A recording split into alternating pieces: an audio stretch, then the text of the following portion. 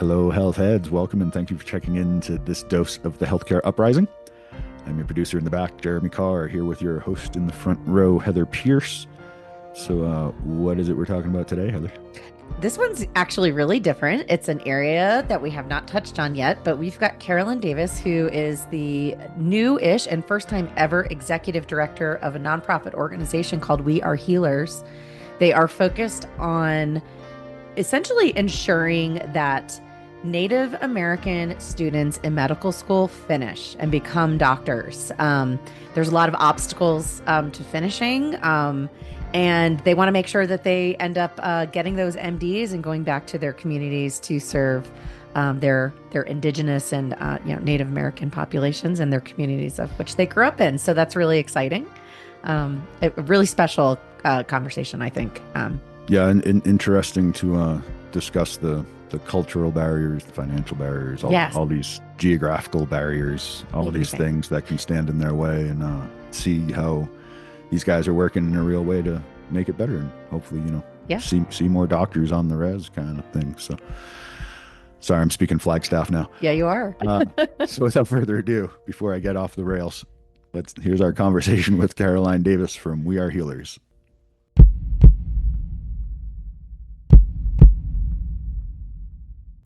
Hi, and welcome to the Healthcare Uprising podcast. Today we have Caroline Davis, Executive Director of the We Are Healers organization. Welcome to the show, Caroline. Hi, thank you. And I always like to mention when I know the people that are coming on, Caroline and I go back to our son's kindergarten year, which I believe is roughly 11 years ago. I think so. They're going to graduate high school next year. I mean, I next school mean, year. So it's I'm been not a good at while. math. Yeah, that's about 11 years then. Yeah. Maybe 12. I mean, it depends on, Yeah. Yeah. Yeah. you know, And how cool that, our lives are kind of intervening here. So, Yeah. Yeah. well, Caroline, tell us about your background, your experience, what kind of led you to joining We Are Healers in the executive director role. Really, anything you want to share, I think, just to kind of explain your background and kind of what your focus area has been on and all that stuff. Yeah. So I'm Navajo. I grew up on the Navajo Nation. I lived there until I was done with high school, and then for many years after that, lived in Flagstaff, only an hour away from where I grew up.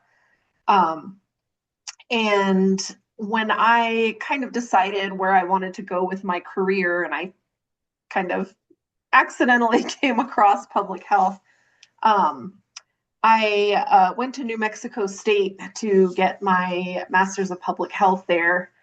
And I really just had the intention of continuing to work with tribal communities. Um, and it started out I kind of did the typical thing. I think my first like actual public health role was overseeing a health promotion department for a urban Indian health center, and it was like this isn't it. And so I kind of fell into evaluation work, which I think really kind of opened up me figuring out what it is that I wanted to do with my career, but then also being able to grow in kind of this like advocacy space. Um, so I did a lot of work, and it was very health focused evaluation work. And after working for some more like community based organizations, I moved over to doing this like training and technical assistance work with some of these larger firms. Like, I don't know how familiar people might be with like ICF and Westat and things like that. Okay. And these companies had these huge contracts through like CDC, IHS, Administration for Children and Families, and it was all training and technical assistance work that was aimed at tribal communities. So it was kind of like, these people who are not native, don't have any experience working with native communities, didn't grow up in native communities or anything like that. coming at it like, oh, we're going to teach you how to do XYZ and, whatever program it is that's being funded.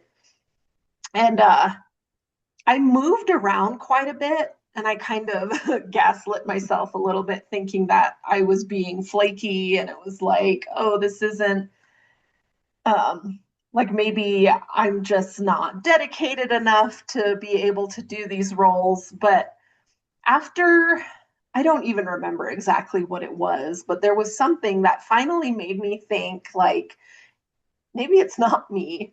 Maybe it's the way that all of this is structured. And I actually think part of it was in one of the last roles that I had in kind of that arena. Um, there was a person who had the title of Indigenous health or tribal health subject matter expert, and Hmm. she was not Native. She Oh, was a Oh, white. She was a white woman, and I okay. just come I on now. brought this up. I was like, this is Yeah. not like no, You're like, and that might be more me, right? Like, meaning You really you. kind of need someone from there in cases like that. Like, yeah. Right. Yeah. So You're the I expert. you can't be an yep, expert without knowing it, and she can't know it without being from there. Like, it Yeah. just doesn't make exactly, sense. exactly. So when I brought this up, and there was just the reception of it, and kind of, I guess, what you would call the fallout, that it was not well received on Hmm. the end of the company, and I eventually left that job just because I was like, Yeah. I'm not That going to be that's complicit in this. Oh that's yeah, surprising and slightly it doesn't sit well with me either. I can't imagine how that made you feel. you want to call it Yeah, off-putting? Off-putting? Yeah, that's a good word. yeah. It's a little Yeah, off-putting. Keep it friendly. yeah, that's a nice way to put it. So you moved Um, on. That's good. You had that like wherewithal to be like, I got yeah, to get out of here, right? yeah, yeah. And after, I don't think that was the last role that I had working for one of these larger consulting firms. But after, I think I had one more after that. And after that one, I was like, you know what? I'm not going to do this anymore. I can't keep trying to make these organizations operate the way that they need to operate. So I decided to start my own consulting group. And shortly after I started that, and it was going pretty well, that I felt like, you know what, this probably could actually grow into full-time work. Um, Shortly after I started that, I came across the job posting for We Are Healers executive director on LinkedIn, and I had never had an executive director role before. Plenty of like program management and all of that type of thing, but never an executive director. And I was just like, can I do this? Do I want to return to the nonprofit sector? Because it'd been so long, and just the experience that I had with that in the past. But I applied anyway, and actually didn't hear anything for a while. And I guess they had chosen somebody, and they were still kind of going through this process of like doing the background checks with them before, I guess, before they made any type of announcement. And then this individual ended up getting another offer in like a role where he felt like he couldn't turn it down, because it was just because of, the current political climate, that he felt like in that role he would be able to do a lot more of, the things that he particularly felt strongly about. So it And opened up the door so, for you then. So, Right. yeah, it was right. I think it might have been right around the same time that I sent an email and was like following up on this. the And the very universe next, was talking to you. no, the very next day, I got a response back, and they asked, "Can we set up an interview with you?" And I was like, "Oh, okay, sure." Cool. And the And rest is history. exactly, yeah. And it has been just incredible. And We Are Like Healers has the been around for a while. They're not a new organization, right? I feel like you had Yeah, maybe, how long I have they I been? feel believe. like I've seen that name around Flagstaff a bit. Are Mm. they in Flagstaff? We're technically Sounds a familiar to me. national organization. Okay. Yeah.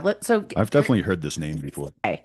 So, yeah, with that, do you want to tell us about We Are Healers? So you ended up with them, and I believe it was earlier this year that you joined them, if I recall. And but the organization itself is not new. You're new to it, and obviously 100% deserve to be in this role. You have so much experience. Um, and I mean, your personal, Yeah, growing up. you definitely traveled the right road to get to that place. Yeah. Yeah. Yeah, Yeah. yeah, So I yeah, what do you do definitely there? did So that. tell us about We Are Healers. What's the goal of the organization? How does it operate? Like how does it work with partners and universities, I think, right? Some universities, yeah, Yeah. yeah. So we've been around since I want to say that we got like our nonprofit status in 2016, but the Okay.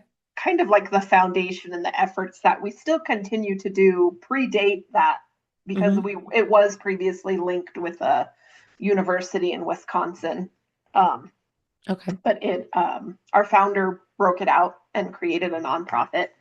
And Okay. I think that was in 2016 that we got that.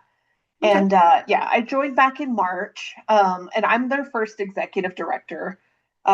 It's been kind of a slow growing organization. It wasn't even that long ago that they got their first full time employee. I want to say that it was maybe about 3.5, almost 4 years ago that Okay. So that they even had a full time employee. That's pretty Um, recent, yeah. yeah, so yeah, you're growing. So having an executive director in a nonprofit, that's a big step.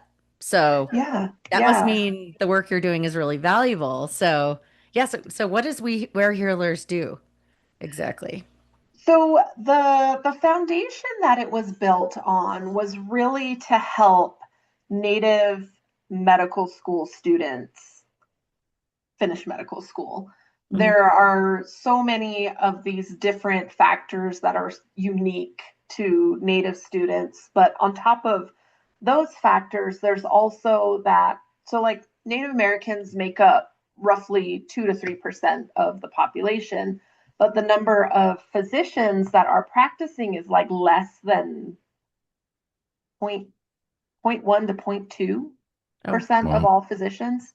okay. And, ideally, it should be about the same, right? Hmm. 2 to 3% of all practicing physicians should be Native American.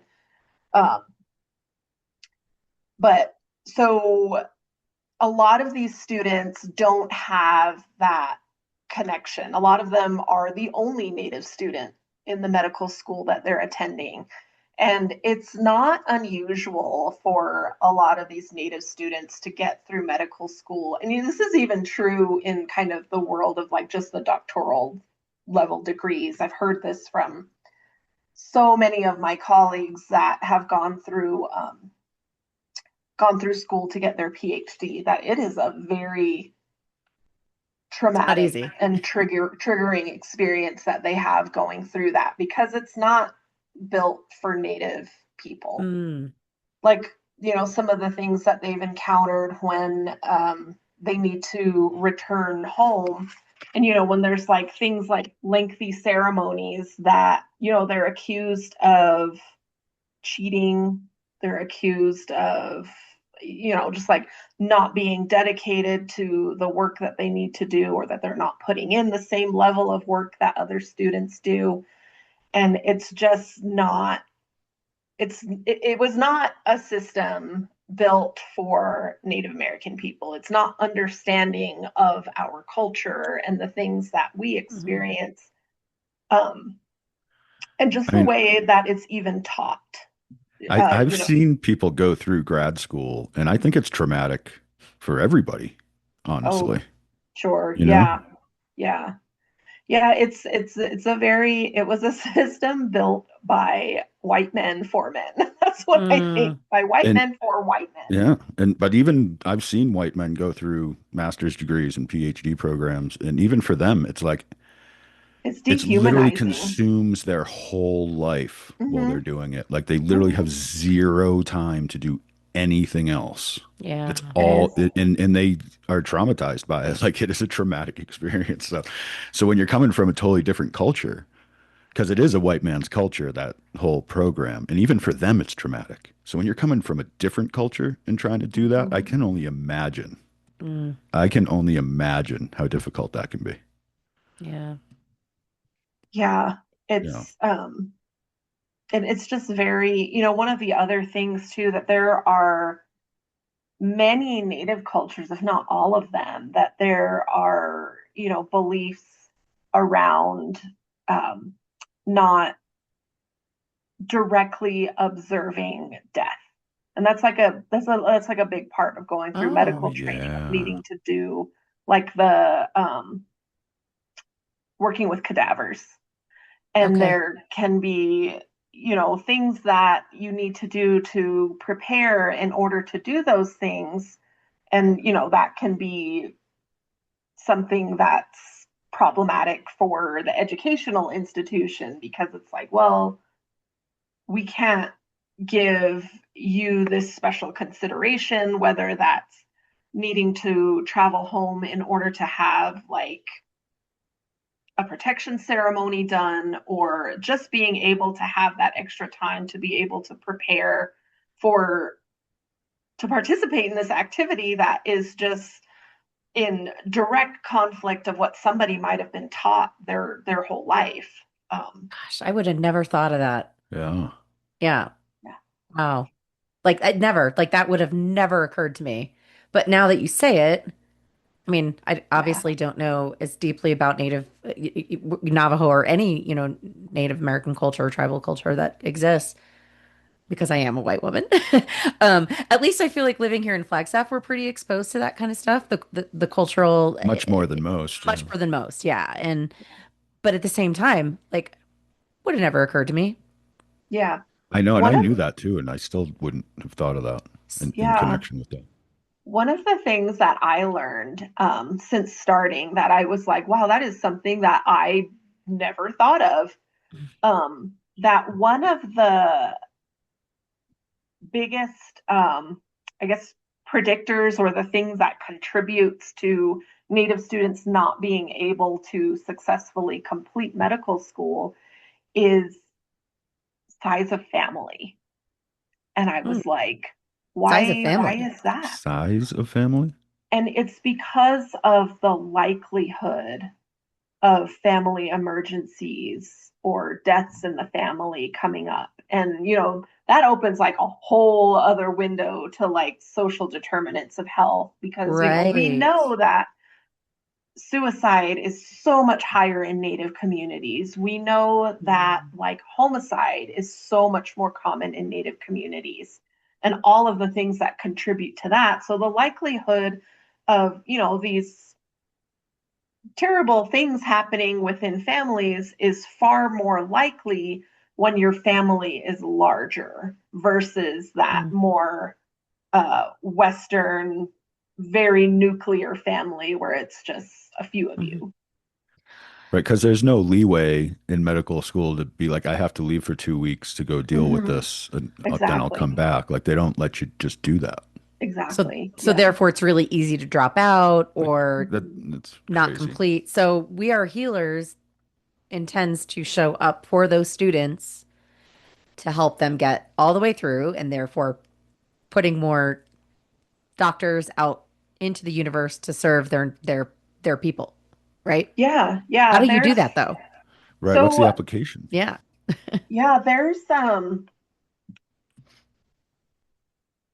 the efforts that we currently have in place don't necessarily address a whole lot of the systemic stuff yet. Um, and that is where I would really like for us to be able to go. And there are definitely efforts that we're involved in. One of the bigger ones is the involvement with another group that is developing an Indigenous School of Medicine. Oh, There you go. Yeah, wow. and Okay, that's cool. on top of like, making sure that they're being mindful of these different cultural considerations and everything. Just the way that it's going to be structured. I know that one of the things is that, a lot of, and this is common for like college in general, of having that professor at the front of the classroom and everybody else just kind of sitting and listening to this one person, where more along the lines of with Native culture and just kind of better ways of teaching, that everybody has something to teach one another. And so I know that one of the things that they're looking to be able to do is to kind of have this more like, I guess you could call it community based learning versus that more common, you have that one professor at the front who's just lecturing to everybody else. More like Um, collaborative learning, maybe. Yeah, because we all bring so many different experiences and Mhm. everything into that space. And I think that that's kind of the basis of what we do. And as we're talking about how are you bringing more of these Indigenous values into healthcare and the Mhm. healthcare education pathways, that it's that communal learning and recognizing that everybody brings something into that space. That Yeah. is a nice way to do it Yeah. because it keeps everybody connected to the process too. When everybody Mhm. feels that much more involved, it's an easier process for everybody. Yeah. So, like specifically, what we do currently is addressing some of those gaps that aren't typically considered through, scholarship money and things like that. One of the, I guess, kind of like the flagship program that we do have is called the Healers Community Circle, and we have a cohort of students every year who are at different places in their education pathway. And before it was focused on those that were seeking medical school or within their like first year of medical school. Um, we've expanded it a little bit, that I believe we've got a public health student, this current cohort. We have a dental student, this current cohort. Um, and the financial support that we provide to them is to help with like exam prep, exam fees, which aren't typically covered by scholarship money. Mm. We provide like professional development funding for them to attend conferences that they might not be able to afford to go to.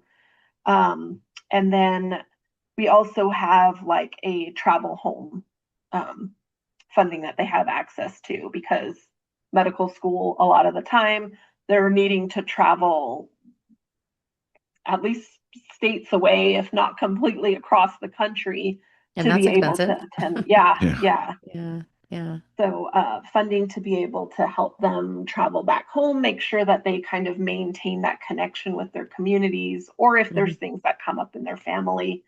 But then also, on top of that, financial is, like I mentioned, a lot of these students, they're the only Native student in their program. So Hmm. making sure that we're creating this sense of community, and that there's people on that same pathway that are experiencing some of the same things that they're experiencing. And we just have so much amazing testimonials from students that have gone through it in the past, that it's like, they're saying, I would not have completed medical school if it had not been for participating in this and Hmm. being a part of this community, that they continue to be involved with us. Our first cohort, we had Like five after, students. like Yeah, after yeah. they've graduated. Okay. And We they're have now 5. they're in their communities as Mhm. doctors or whatever. Okay. Cool. Yeah, four out of the five, when we the first cohort that we had back in 2020, I think it was. 4 out of the 5 cohort members we have are practicing physicians, or they're in their residency, which is just like amazing. I mean, Wow. yeah. Nice. That's really great. That's And a much better percentage. Yeah. yeah. Yeah. I'm curious too. I wanted to ask, now you're supporting students that are in the program. So they've made a decision, they've gone, they're in medical school or maybe some part of that pathway. Mhm. Um, is there anything that We Are Healers does to actually help get students to go into medical school, or is that maybe something that is kind of like future state? I'm curious because I imagine there's an obstacle there, right? Like being in, in a Native American community, already seeing those obstacles to even becoming a doctor, right? Like just not even getting into that Yeah. space yet. Like, how does Yeah. that work? So one of the things that we do currently do, and it kind of addresses that need to be able to see yourself in these roles. Like Hmm. when I was growing up, both my parents were teachers, and when I was a kid, that's what I wanted to be when I grew up. I wanted to be a teacher. And I really think it was because of that exposure to it and being able to see um, people who were like me doing that type of work. And that is one of the obstacles, that like visibility of people who look like you, people who are like you and come from your same kind of background that are able to do these things. And we have these different video campaigns that we've done over the last several years that are just bringing more visibility to these current Native American health professionals to Hmm. be able to talk about where they came from and where they're at now. And if you haven't gotten a chance to look at them, like it's worth a watch. There are some like just really good stories that we have on our website I've from. I've watched a couple and they're pretty Okay, moving. great. Yeah, Yeah, they're they're definitely we should definitely we'll link to your website so we can send people there. But yeah. Okay. yeah. So there's that, and that's work that we're continuing to do. But one of the reasons that they wanted to bring on their first executive director is to be able to grow the organization beyond what it's been doing up until this point. And that is, one of the three areas when I talk about like expanding the organization. One of them is type of healthcare professions, because every healthcare profession has kind of that same statistic. There's just a minuscule amount of Native people in those roles, whether it's nursing or psychiatrists or different types of therapists, dentists. It's the same story across all of these different professions. So expanding that. The next one, expanding geographic area. We were previously based out of Portland. Um, when I was brought on, we made the decision to move it to Denver. It's a much more centralized location for the whole country. Hmm. And we're really focusing on the Southwest and kind of the Great Lakes region to build more of these partnerships, target more of the college students that are in these areas. And then the third is age group, because we've been so focused on that that age or that stage where they're either already in their first year of medical school, or maybe they're doing a post-bac gap year, or finishing up a bachelor's degree with the intention of continuing on to medical school, whatever that might be. Hmm. But expanding that to like the K through 12, Okay. because there's a lot of programs out there that target high school students, which is it's great, Yeah. a really good resource to have. But and then this like opens a whole nother conversation, because there's research done that um the like kind of like the optimal grade level to get students interested in STEM careers is third to fifth grade. Really? Oh, that's It's early. very early. It is That's early. way earlier than I was gonna I say was going like to guess way later. I was gonna say like seventh, eighth grade. Yeah, I it's was wrong. pretty early, but also that research that exists is not specific to Native people. So Okay. how much we can generalize that, I Hmm. don't know. Um, I was thinking about like the tech, well, there's technical schools, but I like here in Flagstaff, so like we have the caveat program, which is like when you're in junior, senior year, even some mhm, 10th graders can start taking classes through the local community college, and it's free. It's you don't pay for it. Like you can start in fire science, you can start in nursing, you can start in radio, like all these different, even I think I can't remember the other ones, but I remember going to the presentation with Zane last year because he was interested in fire science. So you can start, there are kids that can get into these programs and almost have like an associate's or have an associate's by the time they graduate high school. Now that's intense, right? But it's Yeah. such a great pathway. And when you look at a school like Flag High or Coconino High School here, we have very high Native populations.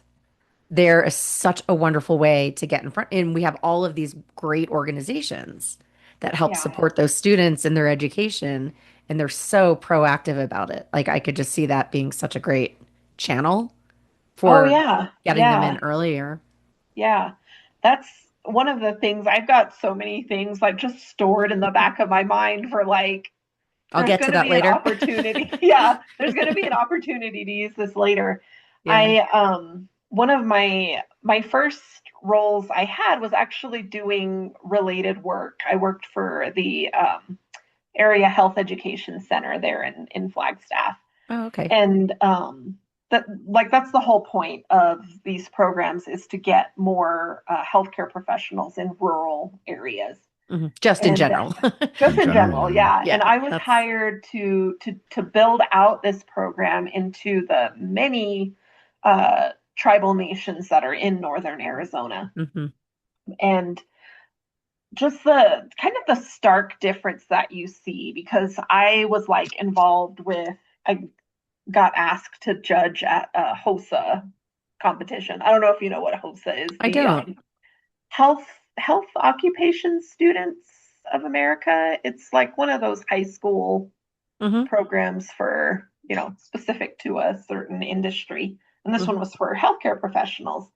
And I went to this competition that they do, and they have all these different categories where these students are able to kind of demonstrate the skills that they've learned in things like emergency medicine, public health, medical assisting.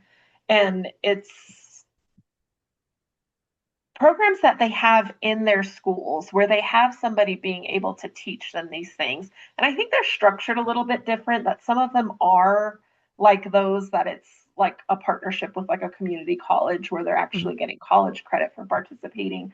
Some of it is like after school where they're just kind of doing this additional extracurricular stuff, learning these different skills because they plan to go into college for, whatever their career path is.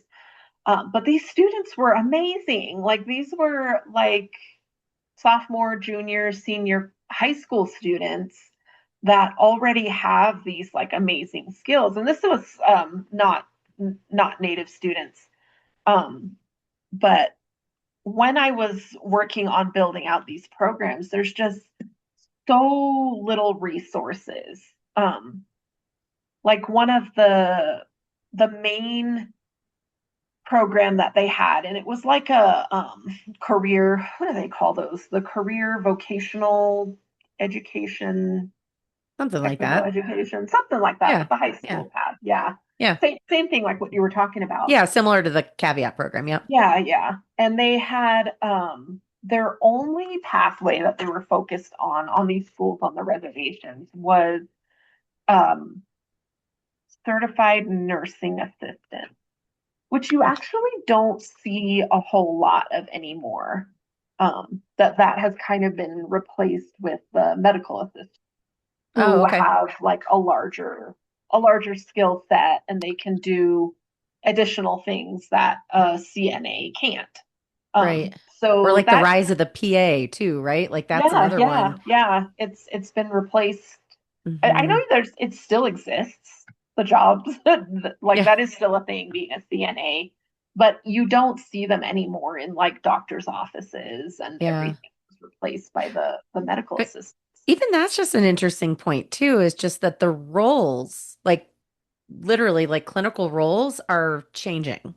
Hmm. Whereas there used to be a lot more doctors, now you see a lot more PAs and NPs. Yeah. Like I know that Northern Arizona University, I don't know if you know this, well, Carolyn, you probably do. They are starting, it started about 2 years ago. I was still trying to get somebody to come on the show to talk about it, but where they're launching this program that makes it one more accessible, but also creates more medical providers of varying levels in rural communities in Arizona to meet the shortage of PCPs Hmm. in Arizona. And it's they I believe they launched the program almost 2 years ago at Oh, NAU. Um, and and it's not just doctors, right? It's yeah. these kind of emerging roles. They've always been there, but they're becoming more prominent and they're a lot easier. It's not to say it's not hard, but it's easier to become an NP or a PA than it is to become an MD. Yeah. But they can still do 75% of what an MD Right. does. Right. So, And to that point, one of the other things I feel like that's such a barrier, and this is like a systemic thing that I feel like is just a beast to be tackled, just the gatekeeping, because there is just so much like that. I'm sure that there are opinions about, the capabilities of PAs or mhm. NPs versus the MDs. Like it's like this up on this pedestal thing that you need to be able to have to be the most qualified. And I, from my personal experience, I would actually see prefer to see an NP. I feel like they get a different type of education that is far more human centered than what you Mhm. experience on that MD pathway. So true. Like people like no shade to MDs, like rock on, y'all, like you're Yeah, yeah. amazing. But there is I've seen it since engaging with the healthcare system quite a bit lately. They're brilliant, right? They have brilliant minds. It's almost like it's they don't have that almost like that bedside manner, that kind of that I don't know, that human condition piece. It's Yeah. like they're so dang smart, right? Yeah, but they start seeing humans as machines rather Yeah, than, you know, living, thinking, feeling things. Yeah. right. And Right. that's, Which The bot yeah, to them, to a lot of mhm, MDs, it's the way they train them. The body is just a machine that they know how to exactly. fix when something's wrong with it, Yeah. and that's all they focus on. which is important. We want them. We we Right. we need that. But you have to realize that, there's a person inside that machine Right. Yeah. that you also have to deal with. Like we say here on the show, healthcare is human care. And, I mean, even to speak to this conversation with you, Caroline, healthcare being human care and human care needs to be very customized Hmm. for native populations because of the cultural differences and things like Oh yeah, that. in any given culture, yeah. Yeah, like it's just interesting how it all kind of comes back around, right? Like you can't deliver healthcare in the same way to every single person. Right. Or in the case of what you're doing at We Are Healers, you're recognizing that individuals cannot learn, right, or achieve that same degree in the same way Yeah. because of those, various nuances and differences and that are very, it seems very, it's very cultural or social. Yeah.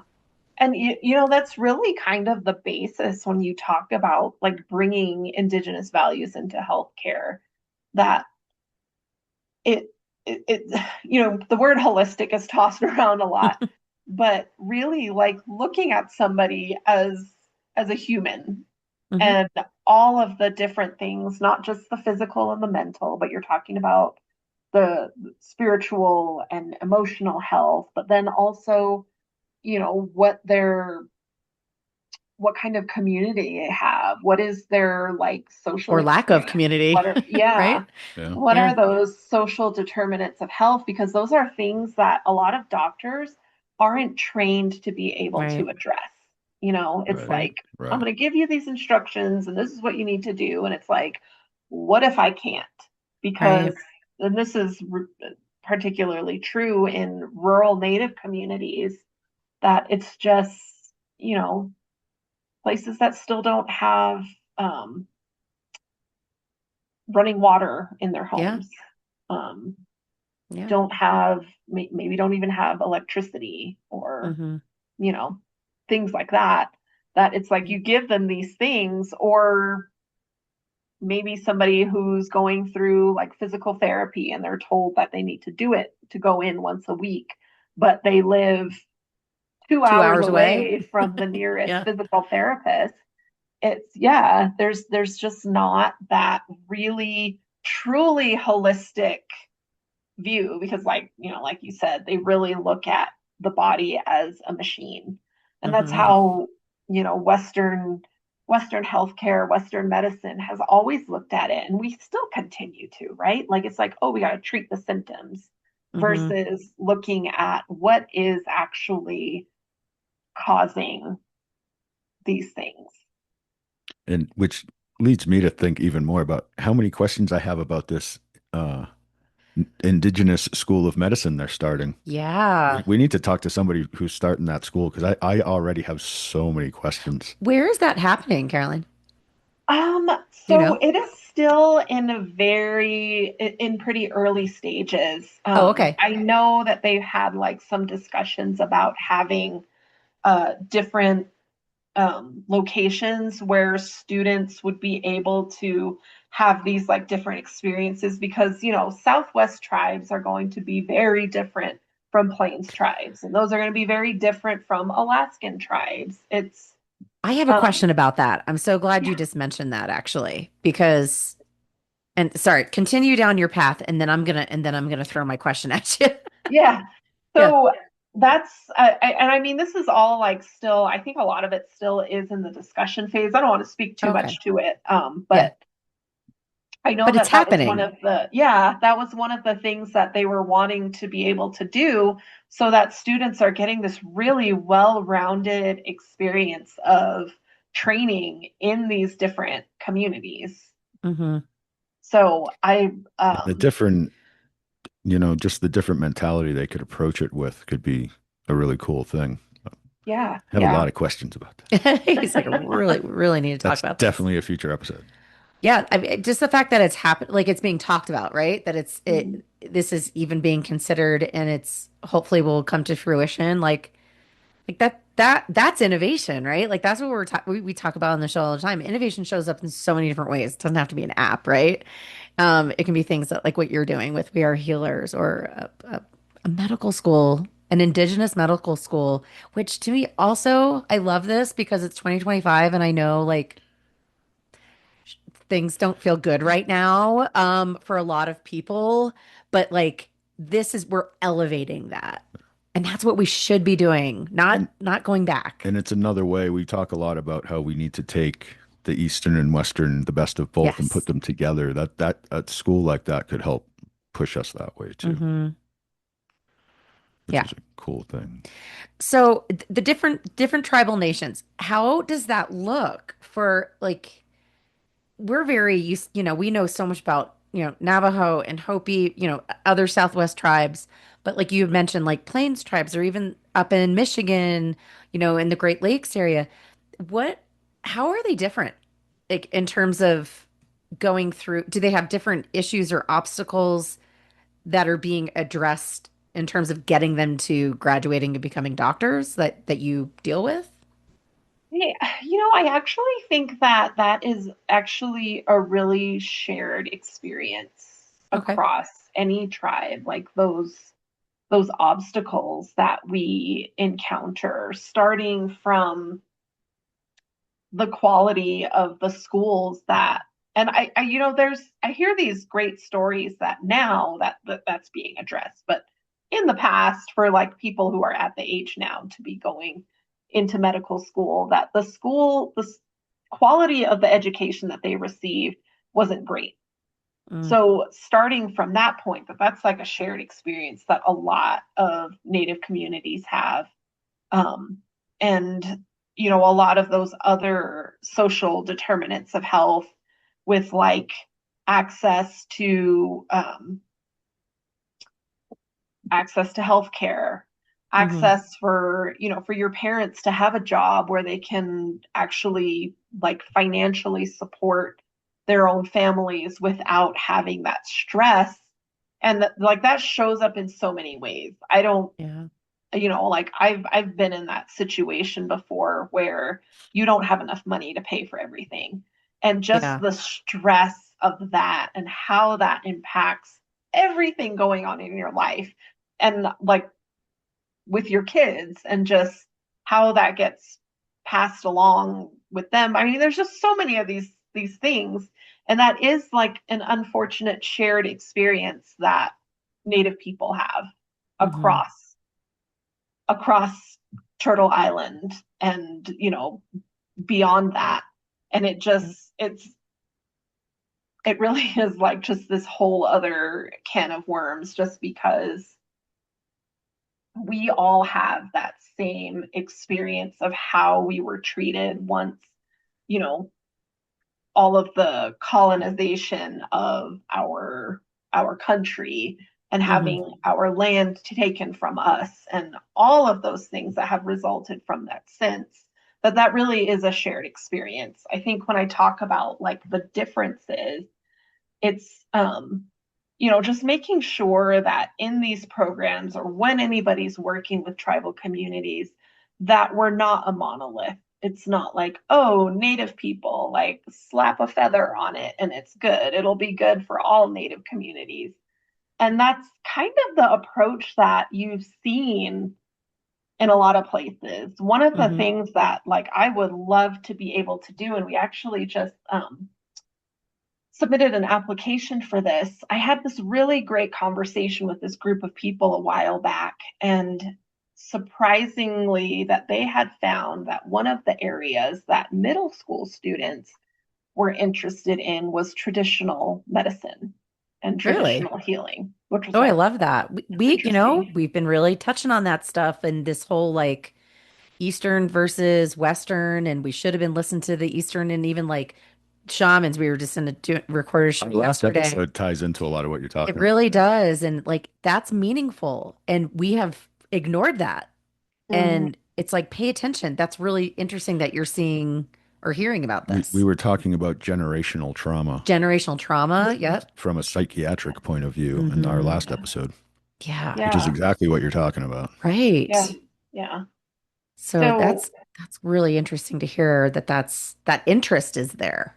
Yeah, and yeah, there is a like, cultural shift going on in this country. In Things are oh, going to for be different. sure. For Even sure. just 10 Yeah. years from now, I really do feel like things are going to be a lot different, and not Yeah. just in the bad ways we see happening right now, but in a lot of good Right. ways too. I really do believe that.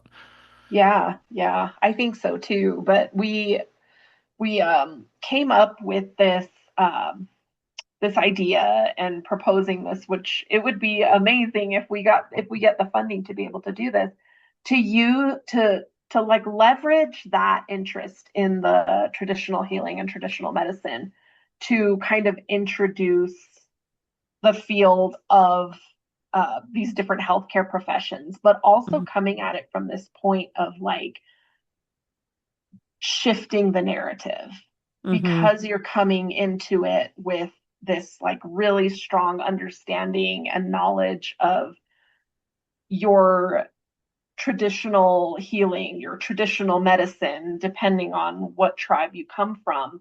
And we really want to be able to work with some tribes in the Southwest that have some very similar cultural practices and cultural beliefs and everything. Hmm. And then also have like another group in like the Great Lakes area that same thing, that they have some similarities, and creating the two separate, like, what is that going to look like? Essentially a curriculum to being able to work with younger students. And I'm thinking maybe like, I don't High know if we would school, go as young as kindergarten, but middle kind of that school. more of that middle school group. Yeah. Yeah. And then Definitely by fifth finding those grade by the sound of it. similarities, like where are those overlaps Huh. to be able to make this available to all Native communities. And then it can be tailored specifically to what are their traditional practices, what are the stories and the lessons and everything that they can fit into their working with elders in their communities. Hmm. And I'm just, That's really exciting. excited about that idea, and I Yeah. really That's hope that great. we're able to carry that out. Which, if it's not this funding, we'll find it elsewhere. Oh Well, yeah, it's just keep pushing forward. that's why you're at the helm now, right? That's what they needed you for. And actually, I love kind of where we're at right now because we're gonna have to start wrapping up our conversation here. But that's a, like forward thinking. Also, anyone listening to this who wants to give We Are Healers money, they are a nonprofit. We will have all the Um, links in the show notes. Partners, those sorts of, folks that can kind of help further programs like that. Like, take note, like, this is how we get our young people into these professions, right? This is how we, and just this kind of changing landscape of healthcare, the east, the eastern and the western, finally maybe mixing a little bit more together than it has in the past. Like, we need to listen to our bodies, right? Like, Yeah. it's Yeah, not just, yeah, you know, pills and waiting for things to happen. Like, let's fix all the things. So, well, this has been a fascinating conversation. I love what you guys are doing.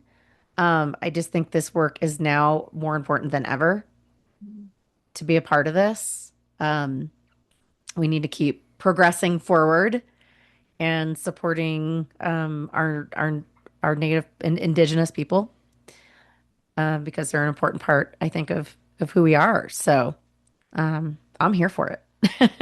yeah, yeah. I'm here for a lot of things, and I'm definitely here for that. And I forget too that we live in an area where, and I mentioned this earlier, where the Navajo culture, the Hopi culture, is really prevalent part. I forget, like I'm in my little bubble, like not everybody has Yeah. that kind of Most of exposure. the country isn't nearly as connected to that as we are. And they're missing out. We're very much an exception to Mhm. that, being so Yeah, connected to an indigenous culture as we are. Yeah, yeah. yeah, I think it's yeah. a good thing. I think People need to get outside of their they got to get outside of their bubbles, right? And see that there's It more stuff happening. make your bubble bigger. Make your bubble bigger. There you How's go. that for a slogan? Make your bubble bigger. I love it. I love it. Well, how would somebody find you online, or if they want to get involved, donate? If a student maybe is listening to this and could use your support, where would we send them to? Yeah, I mean, definitely our website, the wearehealers.org. We also have a presence on Instagram. Okay. I think Facebook. We don't use it that often, but I believe we're on Facebook too. Um, and we have a LinkedIn. LinkedIn. Yes, we are Yes. on LinkedIn. I'm Yeah. also on LinkedIn. Okay. And of course, feel free to share my personal LinkedIn on the show notes too. Great. Because I just, we are healers, absolutely yes, but I always think of myself first as an advocate for Yeah. Indigenous people and You just are. all the things. Yeah. That's how you got here. You are, and you use your voice, and I love it. And keep doing that. And I'm excited for the future of We Are Healers and all the work that is going to happen. I'd Yeah, love to yeah, me to talk too. to you again in a couple of years and see how it's going, Oh, actually. for sure. Yeah. Cool. Yeah, yeah. And if that Indigenous medical school ever makes it Yeah, I would really want to talk to some people from that. to a point that we Oh, can yeah. bring them on, that would be a really great conversation to hear about what they're planning on doing. So, Yeah. Yeah. I think that they are actually getting to the point where they're going to hire a part-time um, director okay, to really keep moving things forward. cool. Because it's been really the effort of their board, Hmm. just volunteering their time outside of their very busy careers Yeah, um, to start building this up. So it's that's definitely moving. Yeah. that's usually how it works, right? Yeah. Mhm. It's all Yeah. that blood, sweat, and tears in the beginning. You're not paid, Yeah. you're hustling, and then you get it to the point where it's out there and making an impact finally. So, well, yeah, hopefully we can connect back with you on that and maybe we can bring them on at some point. But Yeah. in the meantime though, thank you so much, Caroline, for coming on. This has been, I think, a really unique and needed conversation, Yep. especially in the current political climate, everything going on in healthcare. Now's the time to change healthcare, and this is definitely one way to do it. So, Well said. Yeah. Thank you so much.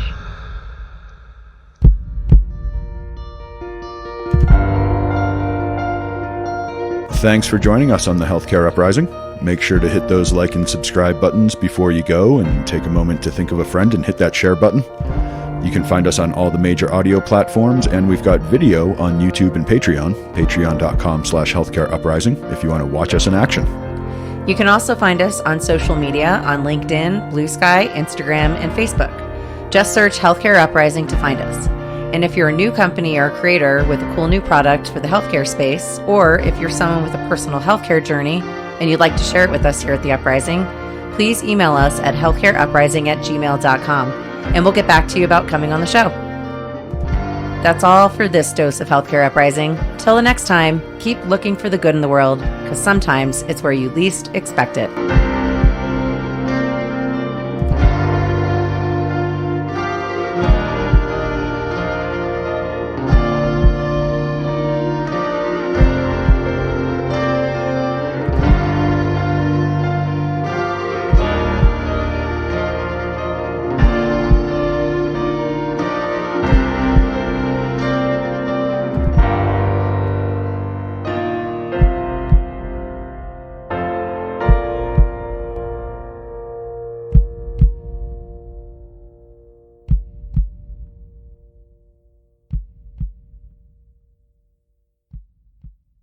This has been a Shut Up production.